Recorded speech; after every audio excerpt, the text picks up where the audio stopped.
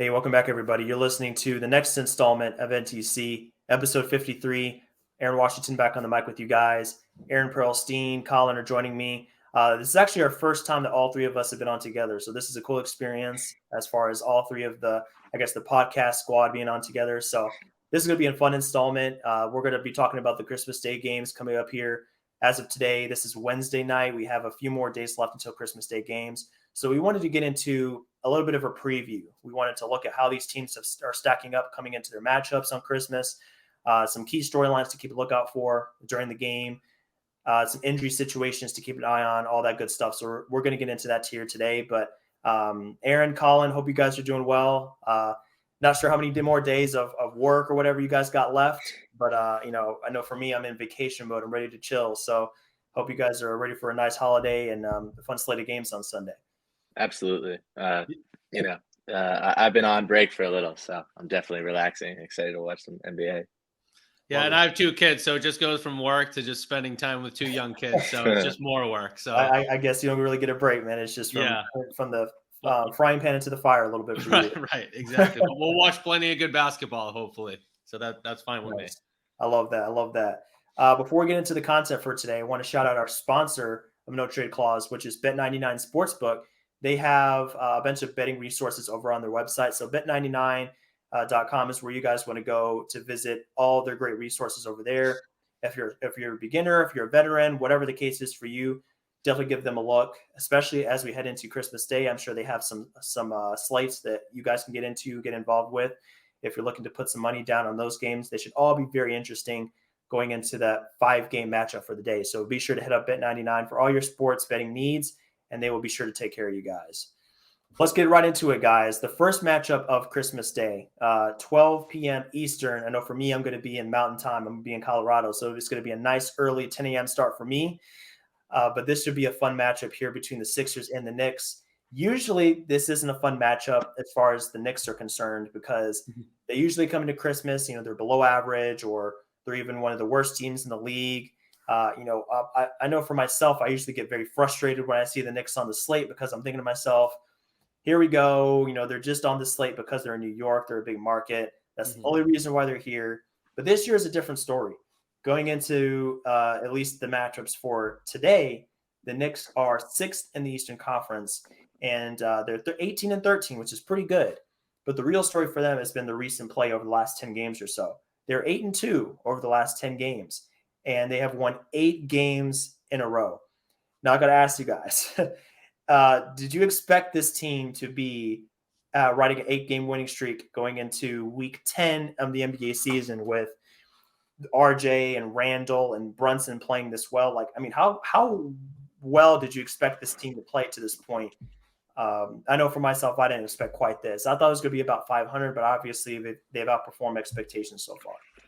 Yeah, I mean, it's interesting because at the beginning of the season, before it started, if you told me that they'd be around the 6th seed, I think that would be fair, that they'd be hovering around that. But then as the early part of the season got going, you just say, oh, looks like it's the typical Knicks. They bring in Jalen Brunson, doesn't seem to really help out anything. Randall seems to be the same. They overpaid for him and they overextended on a ton of bad contracts. And, it's the typical Knicks. But, yeah, man, they've turned it around, and 8 in a row is crazy. So they're, 18 and are they 18 and 13? So they were 10 and 13 before this started. So that's really impressive. And no, so to say that I would have thought that they would be here maybe in the offseason, yeah, that's not surprising. But if you told me 10 or 12 games or 20 games in that they'd be where they are now, absolutely not. So it's really surprising. And thank God, like you said, we get to see a good Knicks team, hopefully, in a competitive game on Christmas with them. Yeah, obviously I agree. I think it's an exciting time to be a Knicks fan. I wouldn't go and say, this team is something else and will do something this year. If you look at that 8-game winning streak, it's definitely not as impressive as an 8-game winning streak sounds. You played the Bulls twice. They're imploding. You had the Pacers, so the Golden State Warriors without Curry, without Clay. So, I mean, but at the same time, winning's winning. So, you get more wins under your belt. especially for a young roster like that, there's nothing better than that. And I was hoping that RJ and Jalen would coexist, and Julius Randle would kind of give up some shots. And it seems like it's all really actually happening on the defensive end. And they're really buying into Thibs' system, and they're switching well. They're blitzing screens, and they're rebounding well as well. I think Hartenstein has made a big impact on the team, and being able to grab more rebounds, get in transition, and have multiple ball handlers on the court. It's exactly what the Knicks should be doing. Aaron, I'm glad you brought up their defense for the Knicks, because as of today, they're 7th in the NBA in defensive rating. And I watched a YouTube video, I think it was like 2 weeks ago. Half Court Hoops has a really good channel. He does a lot of X's and O's. He breaks it down on his channel. But he was talking about how the Knicks have basically changed their approach on defense. In the early part of the season, people were lost. Randall was lost. Randall was awful defensively. But now they've kind of adjusted things. And I think putting Quentin Grimes in the rotation is helping a lot. You take Fournier out of the equation. He was definitely a minus on that end. He's basically out of the rotation completely. He's on the trade block, which we talked a little bit about here on the podcast recently. But you switch him out. Mitchell Robinson, as always, is a premier shot blocker. He can protect the paint quite well. He definitely missed some games there in the beginning. RJ's starting to figure it out. I think he's always had a great defensive ceiling, at least potential. So you pair all that together. And Tibbs, he is a defensive-minded coach. So you would expect for this team to at least be solid on the defensive end, and they've come through in that regard. So that's definitely driving their success. But we can't discount their offense either. They are 10th going into today's game. So that has been a positive development as well. And I think that is in part due to the Jalen Brunson signing, which, Colin, you touched on that a little bit here. But you bring him in, and it doesn't matter how tall the dude is compared to his peers, compared to the competition. He finds a way to get a good shot. And I think for the Knicks specifically, it was a great signing because, no, he's not Kyrie Irving. He's not Damian Lillard or Curry. But relative to the point guards they've had in the past, he is fantastic. He's a great team player. He knows the game of basketball quite well. He takes good shots. He takes care of the ball. So from that aspect, I think he pairs very well with younger players like Mitchell Robinson and RJ Barrett, Quentin Grimes. That's a nice 1-2 pairing right there. So across the board, I think the Knicks have done a great job. And specific to this game, that's going to be interesting to watch because they're going into a matchup with the Sixers, to where the Sixers themselves are a very strong defensive team. So I'm just interested to see how that kind of shakes out. And Aaron, you did mention that the Knicks have had an easy slate. This is a different beast, beast on a roll. So the Sixers are not to be trifled with. The Knicks are going to have a tough time. But I think it's going to be a close game. I want to give the Sixers an edge, but I do think the Knicks are going to fight hard, and they're going to make it interesting. So definitely a good way to start the day for Christmas. Yeah, absolutely. And the fact that when you're talking about how weak of the winning streak has been, it's still impressive, 8 in a row, but it will be interesting because even looking at their schedule, they have 2 more games before that game, one against the Raptors, who have certainly been underperforming. And then guess what? They get the Bulls again. So the Sixers are going to be their real first test coming up here. And it's really it seems like it's in the East. It's of course, the Bucks and the Celtics, which we'll talk about. And then it's really figuring out who the real competitor is going to be, who can challenge those two in the East between, Cleveland, now Brooklyn's coming on, Philly, and then if New York's for real or not. So this will be their first test. And it's still going to be a test for Philly too, as they have their own 5-game winning streak going. They'll see, if they can keep it rolling as well. Yeah. I was going to say, I think, I looked at this team and, the NBA posted some kind of graphic of just overall different records and kind of facts about Christmas Day. And one thing that, seemed, like it could be broken was the 60 points by Bernard King. That was the most on Christmas Day in 1984.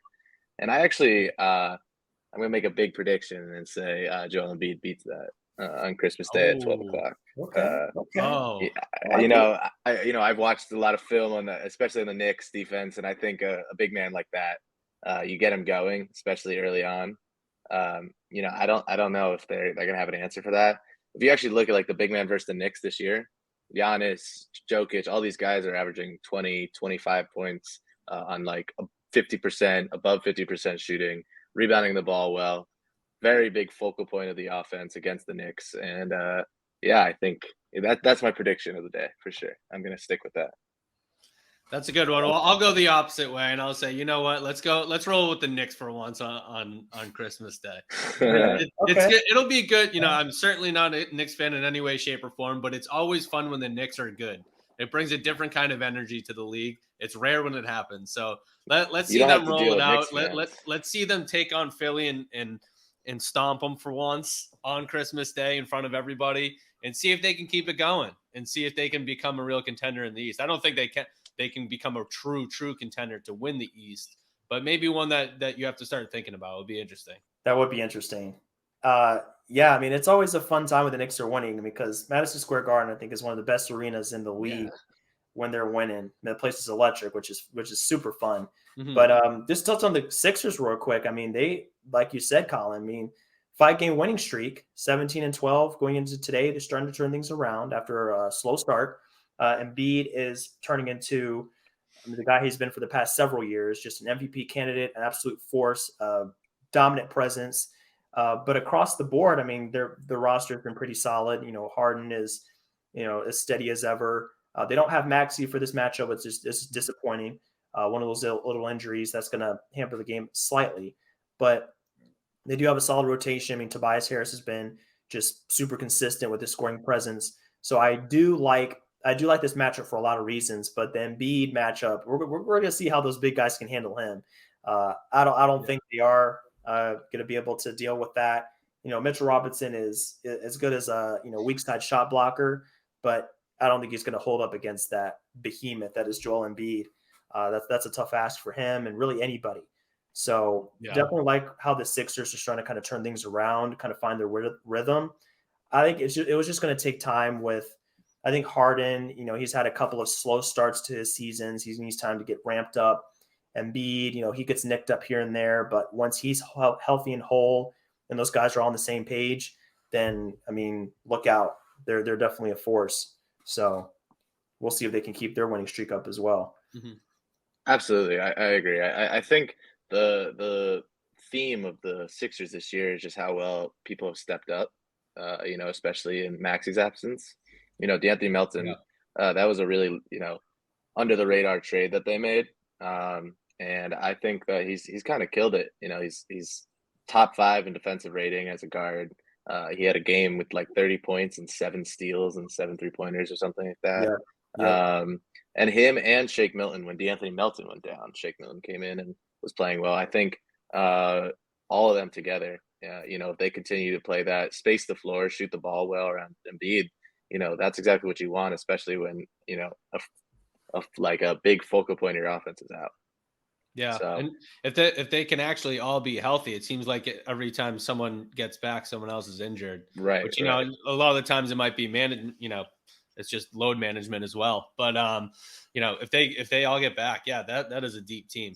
There's a lot of people that can come at you on that team, on both ends of the floor, which is dangerous. So, if they can keep rolling, they can move right up on that board and be right there with the Celtics and the Bucks towards the end of the season. Definitely. So that's our first game of the day. That's the Eastern Conference game. Quickly at 2:30, we turn things around. We're looking at the Western Conference. So we turn the page and we're looking at the Lakers and the Mavericks. Both of these teams have some problems right now. As we know, the Lakers missing Anthony Davis for an extended period of time.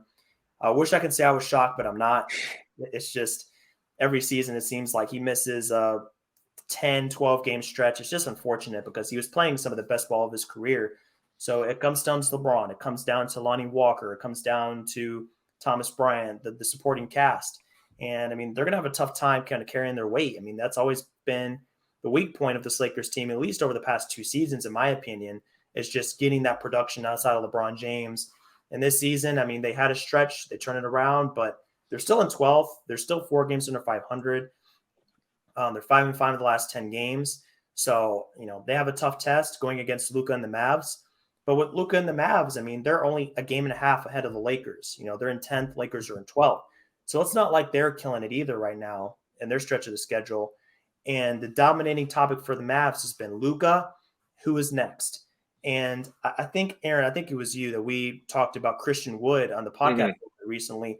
But it's just if they can just get Christian Wood involved, and he has been the past few games, he can get you that double-double. I go back and look at his numbers. He's efficient. Whenever he gets the shots, he produces. So I'm looking for Christian Wood, and that's one of the best pick-and-roll pairings in the league is between Luka and Christian Wood. And I'm not sure if the Lakers are ready to contend with that. Those pick-and-roll pairings between Luka and a big man, even Spencer Dinwiddie and a big man like Powell for them.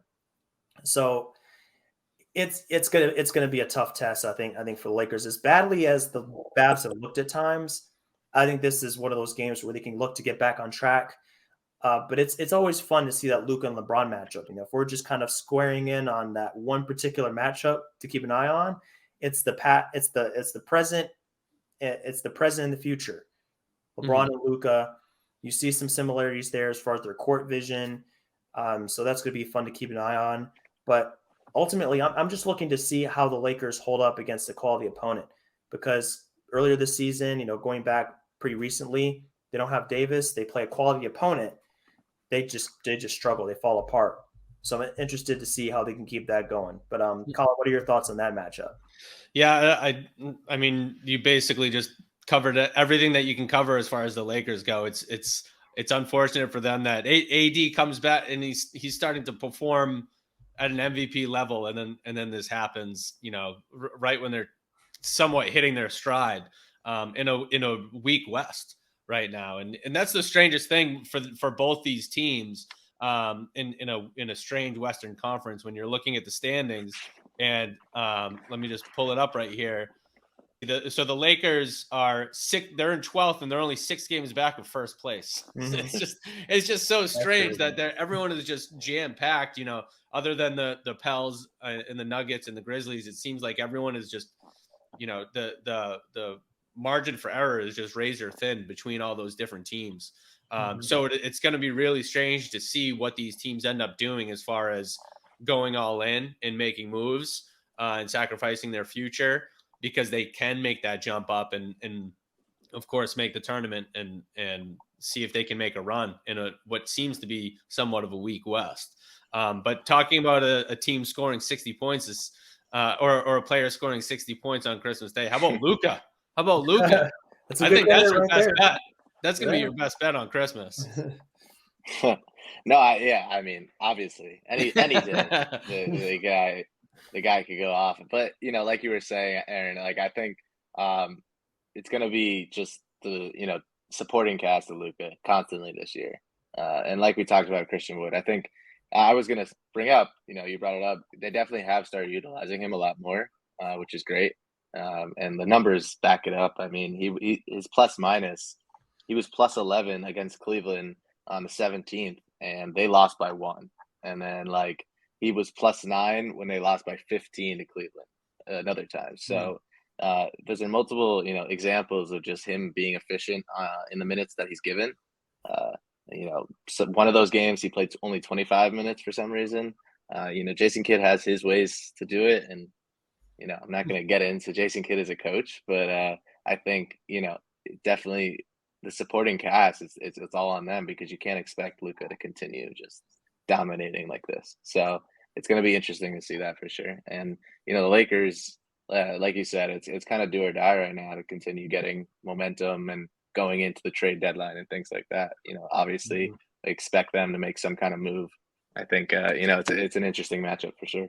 And just I don't know if you guys heard, but it's funny talking. It's very coincidental talking about the Knicks and then talking about the Mavs' lack of depth, because I don't know if you guys heard. I think it literally just came out before we came on the podcast that they came down with the tampering charge against the Knicks. Yep. Forfeiting their 2025 second round pick for tampering with Jalen Brunson. I hate that. I think the NBA needs to find distraught now. They lost the second round pick 3 years from now. What are they going to do? Well, it's just like I don't understand. We have to get serious, our community, about any kind of penalty and tampering, because all that does is hinder a young player's ability to hear his name. all the Knicks are going to do is, oh, we don't have our 50th pick. All right, in 20 minutes, we'll sign an undrafted free agent. So all you're doing is taking away a player's ability to hear his name on what he's been working for forever. And I feel like if we want to actually get serious about tampering and not have it happen every season, we should probably come up with some actual deterrent. Yeah. Me and Aaron talked about it a while back. About how they started claiming that they're going to come down heavier on the teams for tampering, but obviously and who knows, maybe there just wasn't enough there where they thought that that it's worth coming down hard. But I mean, even if you think about it, if they say they had to give up a comp pick forget about tampering, they had to give up a comp pick just to sign him. So you sign Jalen Brunson and you have to give up a second round pick. They do it in a heartbeat. So why wouldn't they tamper and just give up? Exactly. You're not discouraging people from going through that every year because the benefit is here, the cost is here. So it just doesn't make sense for them to not take the risk because you see how the Knicks are benefiting, and it's like they're winning games. The culture's turning around, so it's like, hey, we lose the second round pick. Hopefully, by 2025, we're in a position to where we don't even care about our picks at all, first or second round, because we're in contention. And that's the way these people think about it, because the players that are actually, I guess, worth tampering for, those are the difference makers that put you in a position to where you don't even need draft picks. So that's why it's kind of like the cycle is going to continue, Right. It doesn't really help. Yeah. But I will say, go to the Mavericks. What's that? The pick should go to the Mavericks, which they can do already in the rules. They just don't do it. Yeah. Which is weird to me that that's not the case. Yeah. Like you said, Aaron, they got to get serious about this. But if we go back to this matchup for a second, I will say that the Lakers have one thing going in their favor. And when it comes to this matchup, the Mavericks have been very poor defensively over the last 2 weeks. Kurt Goldsberry puts out a nice little graph, XY axis, where you have the different quadrants, the 4 quadrants, and you have the quadrant of doom down there in the bottom left, where you have the teams that are just terrible on both ends, and it's like the Victor area, or whatever he calls it, the Victor land down there. Yeah. The upper right, where you got the teams that are doing great. And you look at the Mavs, and it's like offensively they're not bad, but defensively they've dropped. And he does 10-game samples, so he says over the last 10 games, so it's basically 2 weeks. You go all the way down to the bottom of that y-axis, and you see the Mavs down there, like one of the 3 worst defenses in recent history here over the past 2 weeks. So Lakers can use that to their advantage if LeBron can get going, and in turn he can use that to get other people going with his passing. Lonnie Walker is definitely a microwave. He can get going in a hurry. Schroeder, a lot of the same things. Thomas Bryant has been playing very well lately. So I think their depth can get going. And if LeBron can just give them enough to give them over the hump, because I do think it's going to be a back and forth affair that could give them just enough to get over the Mavs in this matchup. So I think really it could just come down to who's scoring more, who's going to put more points on the board when it comes down to it. So that's something to look out for sure. Yeah. I just think when you can simplify it to how poorly the Lakers were playing early in the season, and then when they started playing better, what was the biggest variable, or almost the only variable that changed? It was AD playing so well, and now he's not even playing. So it's just going to be so tough for them. It's just going to be so tough. And I know that the Mavericks have been a middling team, but I still think that they're just overall the better team. So I'm gonna take the Mavs in this one in Dallas as well. So yeah, I think we'll give them the edge too. Just looking at that matchup. But it's an unfortunate situation, but that brings us to what I think many of us think is the prime time matchup of the day. This is why it's the 5 p.m. slate. They saved the 5 p.m. slate for probably that game that most of us are looking forward to the most.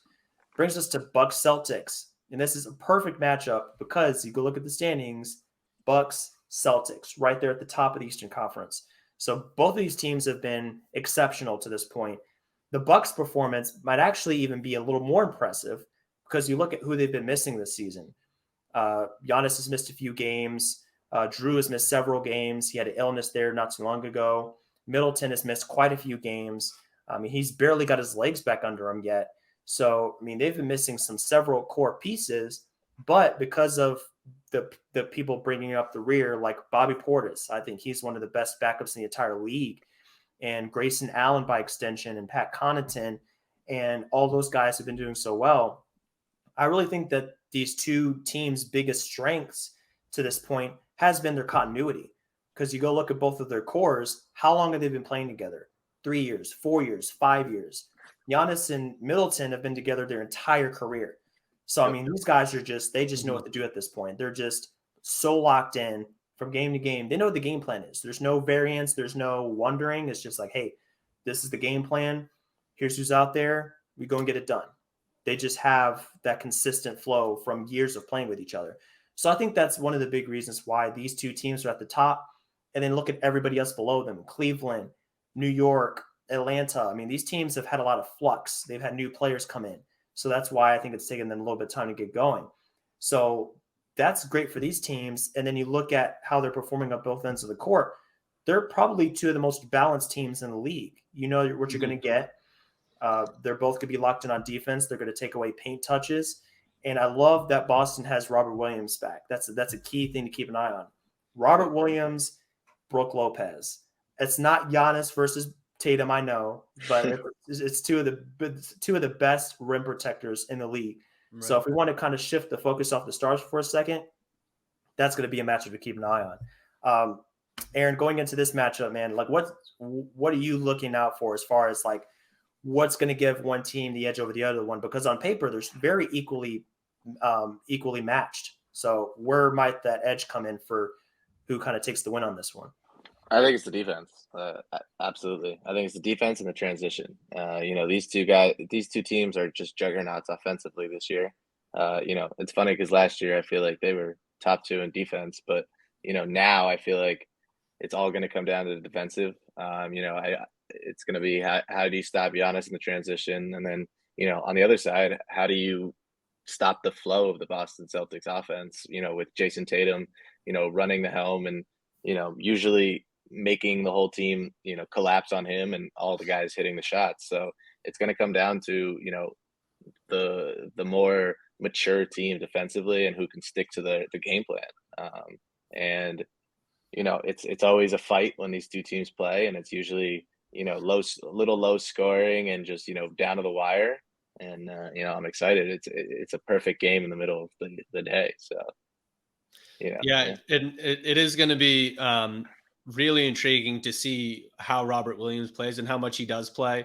He's been back for the last two games, and interestingly enough, the Celtics have lost 2 straight games with him back to the Magic, which is really interesting. And their defense has not been as good as it was last year. I'm sure a lot of that has to do with Robert Williams, but he's been on and off the floor even last year, of course. And then, of course, you think of last year, just a reminder of them taking each other on in the playoffs, and Middleton didn't play, right? So it's great to have essentially everyone back in this matchup and to see how Robert Williams can affect Giannis, driving to the rack. And then, of course, Brook Lopez doing the same against Jason Tatum, who's really improved that end of his game too. So like you said, I think it really does come down to the defense and who can really step up on that side of things. When you're talking about the Celtics losing streak, it coincides with Robert Williams' return.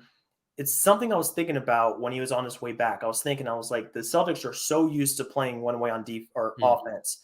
The 5-out offensive lineup.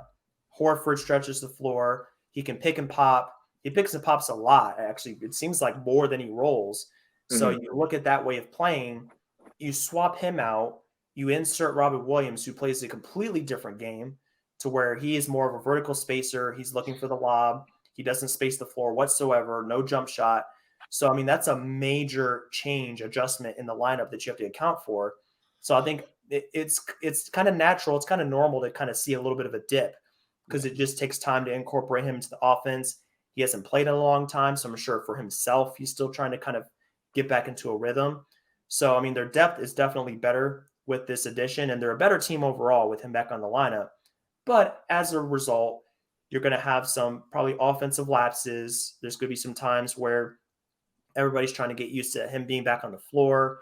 You can't just have another guy in the paint with him. You need somebody else to be able to give Robert Williams space and all that. So I think overall, especially when it comes to the playoffs, they're better with him on the court.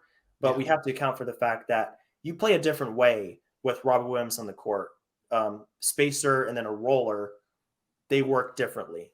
Yeah. So I think that's one of the reasons why they had a little bit of a dip, but I wouldn't expect that to last very long.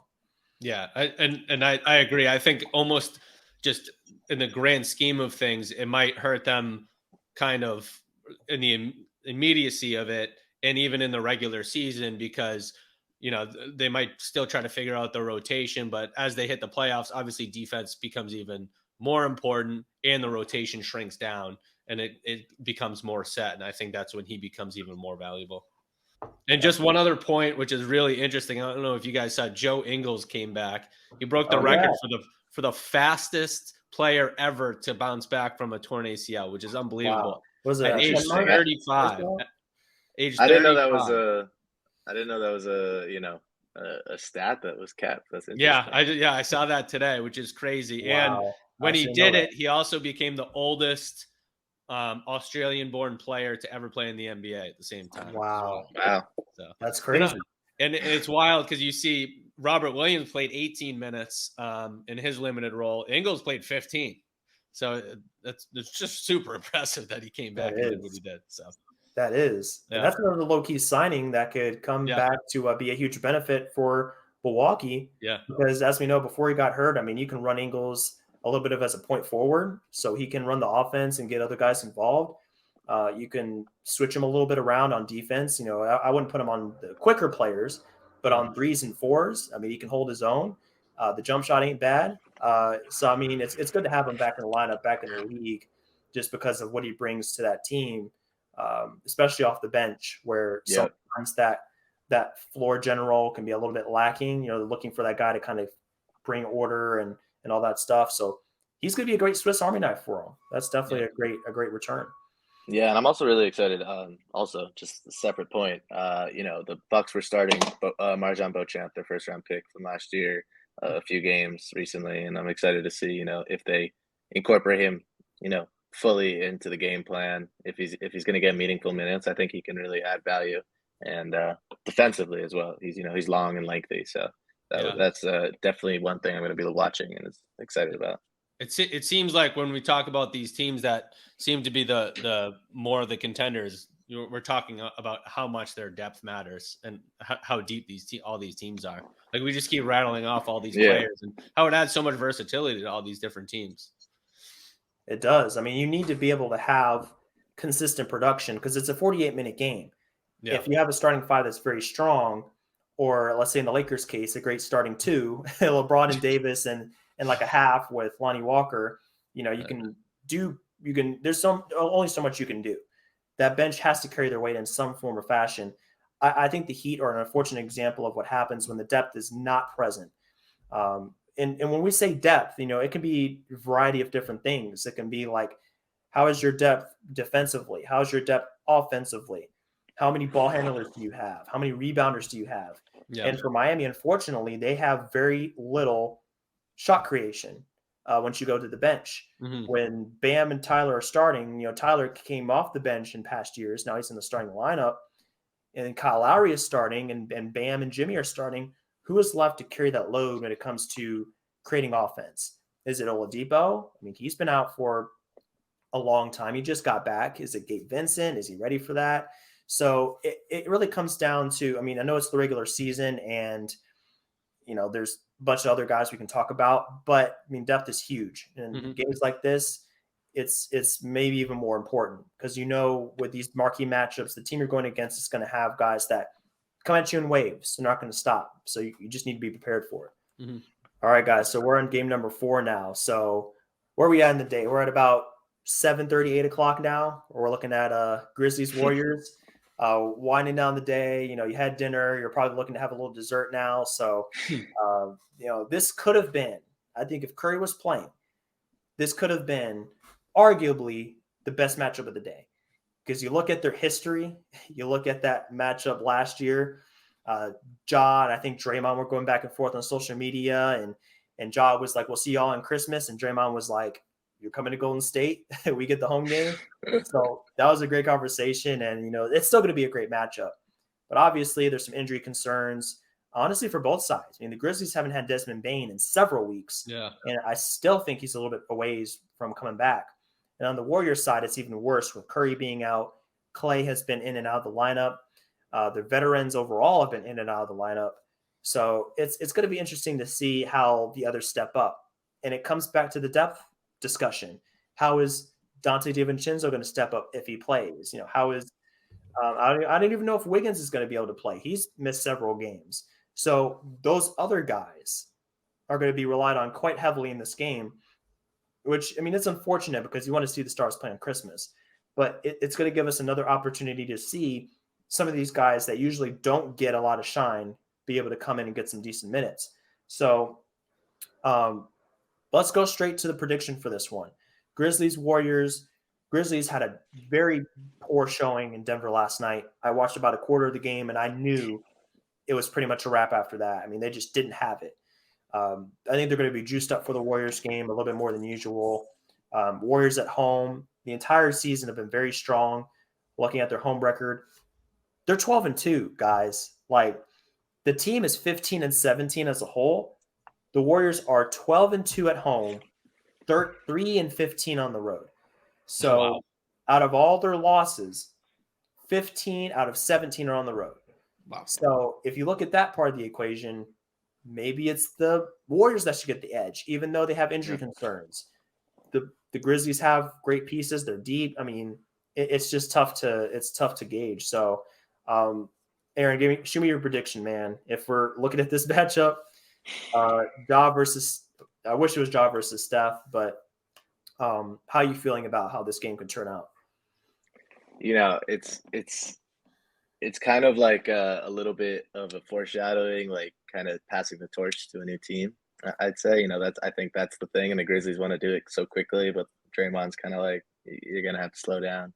Yeah, I got to give the edge to the Golden State and the game plan of Steve Kerr, and I just think, they'll figure it out, and it's gonna come down to the second unit. How much help you can get. I think you'll get enough offense off the first unit, but I'm going to take the Warriors. I just think the experience and the maturity is just going to supersede everything else.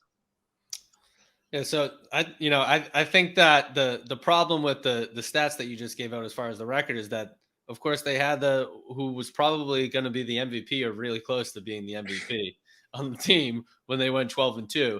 And what's really interesting about the Warriors is when going into the season, you thought that they were, of course, the defending champion, and they were extremely deep. They had almost a second unit of a new young core that was coming through, and that just hasn't worked out. And with Curry going out, some of those guys are going to have to step up, and they haven't been able to play defense, and they just haven't been able to turn it on. So I'm going to take the Grizzlies on this one. I think they're coming for their revenge. It's obviously on a big stage, and Ja loves the big stage, and I think he's going to have a huge game, and they're going to want to take care of business. I think it means a lot more to them too than it does for Golden State. It does, and I think I want to lean that way as well, Colin. Mm-hmm. If Curry was playing, I think it's definitely a Warriors pick for me. Mm-hmm. But those non-Curry minutes, man, are brutal. Like, even when he was playing and he would go to the bench, the offense would crater. So, I mean, they have a huge, I guess, just from the start of the game, they have a huge disadvantage on offense because, I mean, Curry just opened up so much for the other players. It's not just looking at Curry stats individually. It's like what he means for the entire team. So when he was on the court, he would draw so much attention. Draymond has more space. Wiggins has more space. Clay, these guys by extension. Now they're all relied on to do a little bit more than I think they're accustomed to. Looney, Draymond, as far as scoring wise, we know Draymond does a bunch of things as far as playmaking, defense, all that good stuff. Same with Looney. But when these guys are pushed up into a new role offensively, I think it can kind of short circuit the offense a little bit. So I'm looking for Poole to have a huge game. I mean, I think he just takes matchups like this very seriously. So he's going to be great. I mean, I don't even know if DiVincenzo's going to be back. He's been out with an illness past couple of games. So if they don't have him, that's another hole in the guard rotation. Wiggins, I'm not sure about his status. I think he's still dealing with injury. So that's a lot to overcome. Even if everyone was healthy except Curry, they have a lot of ground to make up. But when you factor that in to where they have multiple injuries, it's real tough. And I do think the Grizzlies are going to be out for blood as well. I mean, they had a very poor showing in Denver, but I mean, they probably have a game or two left before the Christmas Day game. But I look for them to get back on track, and I look for Ja to have an incredible game. I really think he's going to show out on Christmas. He's going to make a statement. So I mean, it's going to be fun to watch. And now it's the question is, can the Warriors tread water until Curry gets back to get them in? Yeah. You know, I heard he was interviewed on the sideline, and he said, you know, it's going to be a couple. I think either said a couple or a few weeks before they even give him a timeline. So he's going to be looking at the new year, and then he's going to set a timeline at that point. So I don't know. I don't know if they've been struggling with him. I don't know if they'll be able to tread water long enough without him, or you know, if they see them falling apart, who knows if they'll just shut them down and do what they did, you know, a couple years ago. Yeah, you know, I was looking at it. You know, they have the 11th pick right now. You know, it's hard because you just paid $300 million in luxury tax for this year, Right. But there is some reasoning to believe, like there is some reasoning behind, you know, not rushing him back. Yeah. You know, if Joe Lacob is okay, you know, paying $300 million for this season and then kind of throwing it in scraps, so be it. But yeah. It worked before. It worked before, I guess, right? I guess so, yeah. That's true. But positive thing for the Warriors, their post-Christmas slate isn't too bad. They have the Hornets, the Jazz, the Blazers, the Hawks, the Pistons, and the Magic. They're all at home. So that's where they have an advantage. And I would say that, I mean, they're still in a tough position, but I mean, if you're playing some weaker teams at home, I mean, it doesn't get any better than that as far as trying to gain some kind of traction again in the standings. So they have that going for them. They're just going to have to get over the hump when it comes to the Nets first, and then the Grizzlies. So 2 tough tests. So we're going to see what this team is made of. We're going to see what those young guys are made of.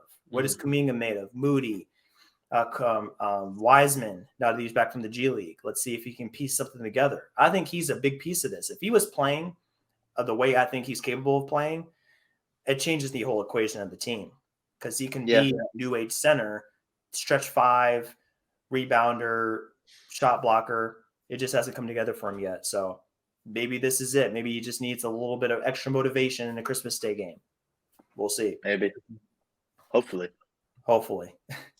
One last matchup for the day, guys. To round things out, Suns Nuggets. I'm really hopeful that everyone's playing this game. Selfishly, because I currently have tickets to this game. So I'm really hoping that things can kind of shake out to where Book is back and they're in the lineup, and CP3 and all these guys. So we'll see. But just from face value, looking at these two teams, Nuggets are coming together. They're now at the top of the conference at 19-11, 2 games in a row. They've won. The Suns are 19-13. They've lost a game. They're 4th in the conference. So they're still pretty much even in the standings, but I think they're trending in different directions. The Nuggets are trending up. Suns are trending down. The Suns had a little bit of a huddle disturbance last night between Ayton and Monty, which isn't typical. So we'll see how this goes. But I want to say Denver has the edge. Denver's at home. Denver has the altitude advantage. Denver's playing extremely well. Jokic is on another level. I mean, he's going back to where he was the last 2 years as far as playing like an MVP. They beat the brakes off of Memphis last night with no Jamal Murray. Very impressive win. So I think they're just riding momentum right now. I want to say I like them to win this game, but the Suns are still formidable. And if they have Booker back, they have a great opportunity, especially since the Denver defense isn't that great. It's their offense that's really carried them to this point. So, Colin, agree or disagree with my pick of Denver over over Phoenix for this one. Yeah, I'm gonna have to agree with you for the exact reasons that you stated. I think that, on paper they're all healthy. I think that they're pretty similar as far as talent, and you could go either way in a series. But just the way that both teams are playing, I think that you just have to go Denver right now. They're just rolling, and like you said, the Suns are trending in a different direction. It seems like that's kind of how they've been all year. They go on these different streaks, and then they kind of fall off, and they can't really catch on and find their momentum to push themselves up to how good they've been the last couple of years in the regular season. So I'm going to stick with Denver on this one, and Jokic has just been having these absolute unbelievable games where he's back in the MVP talks again. So I'm going to go with Denver on this one. But again, wouldn't be surprised if the Suns come out and put on a show as well. But it will be interesting to see even what happens with that whole dynamic with Ayton after again having an issue with Monty. Yeah. I mean, I'm going to agree with you guys. First of all, I think the Nuggets are probably the hottest team in the league right now. I think the Celtics have kind of cooled off, and I'm actually going to disagree about Jokic going back to his MVP form. I think he's on a different form. Like I think he's having historic numbers that we actually haven't seen from him before. Yeah, that's true. If you actually look at like the last 2 years and now this year, I mean, what he's doing is insane. And I know the NBA hates to give 3-time MVPs, but right now there's no real question, or like you can't really shy away from giving it to him because he is the most valuable player right now. And yeah, you always think they're gonna double him somehow or not allow him to, force him to have Jamal Murray bring up the ball or something, but somehow the ball continues to gravitate toward his hands and he finds the open man or he makes a great shot, and it's constant. And on top of that, Christian Brown just got his first start a few games ago for the Nuggets, and he's playing great defensively. Aaron Gordon's playing great next to Jokic. Jamal Murray's healthy. They got everything rolling for them. So I think they're going to continue rolling into in Christmas, and they continue rolling into the All-Star break. The Suns, I mean, I think it's bigger problems than just like a little scuffle in the, I think Ayton didn't want to be there. He signed with a different team.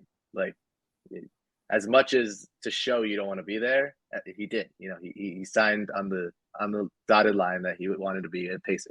So, there's clearly some disconnect. There's clearly some disconnect that has gone over years in terms of game plan and play style that hasn't been fixed and wasn't going to be fixed in a year. So, I think this is a precursor for a little more problems. And, it's going to be interesting to see if Monty can get a hold of the locker room. I mean, you have Jay Crowder, who's been sitting out the year. You got a hothead in Chris Paul. Mikal Bridges seems like he was the kind of the big guy against DeAndre Ayton. So, he'll have him talking on the other side. Booker obviously has never been able to keep quiet.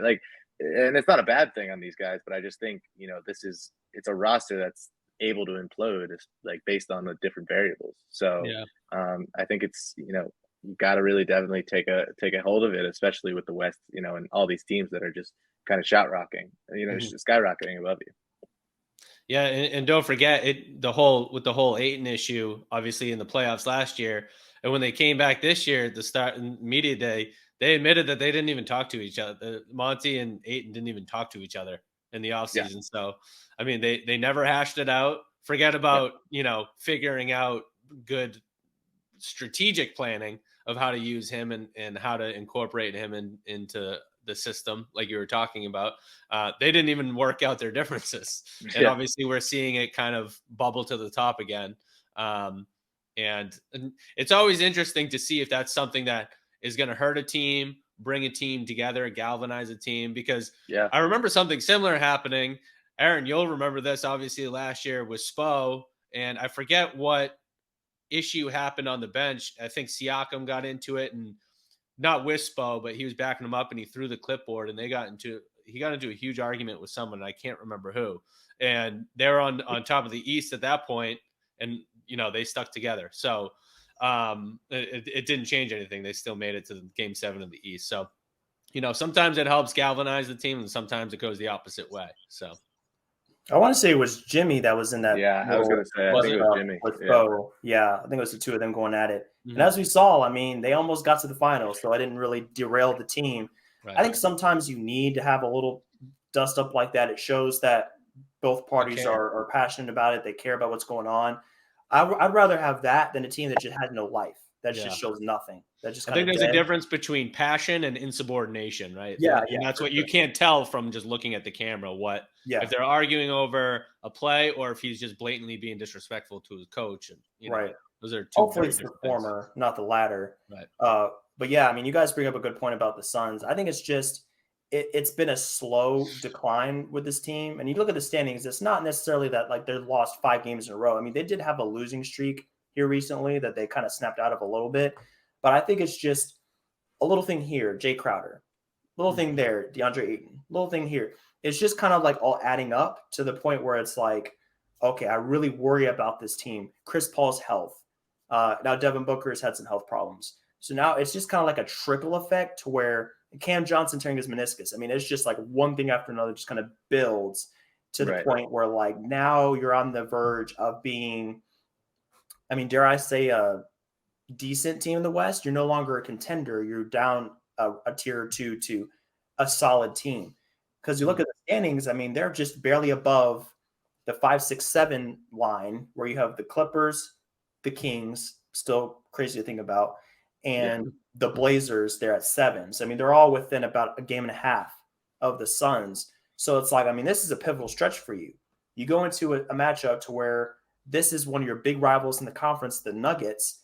You're on the verge of being pushed down to 5, 6, or 7 in the conference. And if you can win, you push yourself up to probably back to a top 3 seed. So I think it's like this is a big part of the season for the Suns. It's a turning point, one of two ways. It's like you're going to find your way or you're not, and you're going to continue to slide. And, this doesn't doom them to be a play-in team, but I think it's an indicator of like where this team is headed for the rest of the season. So I think this is a big Christmas Day game for them for probably the wrong reasons. It kind of shows you that they're at a point where they need to kind of figure it out. And for the Nuggets, it's just another opportunity to kind of capitalize on the success you've had to this point.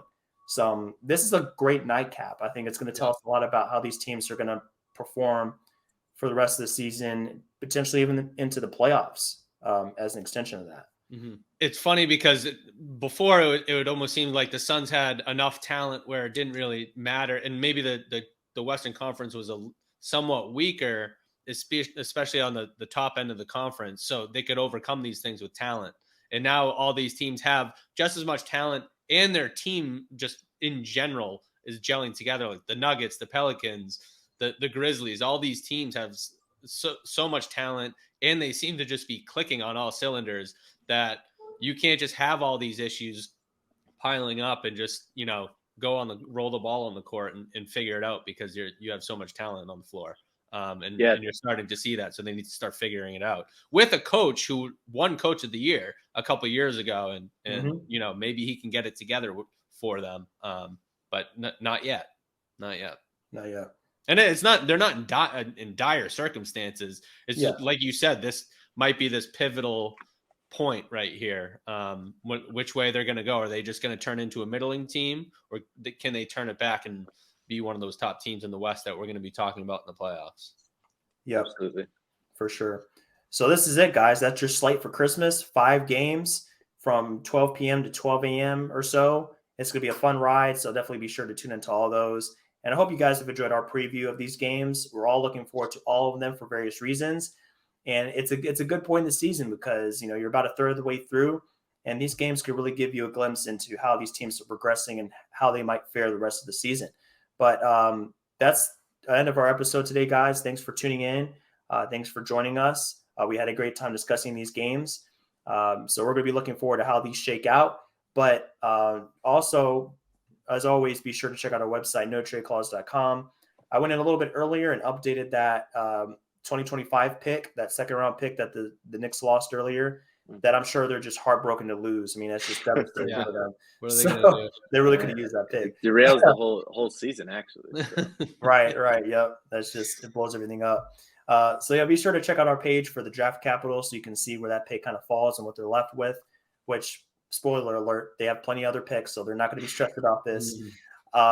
We have our cap sheets up to date, transaction log. So whatever you guys are looking for when it comes to a front office resource, we got you covered over there. And we'll be back with more episodes here. We'll try to get another couple of episodes out here for you guys before 2022 is out. So be sure to keep it locked here at No Trade Clause for all that information. So we'll see you guys on the next installment. Thanks for joining us, and enjoy those Christmas Day games. Take care, everybody.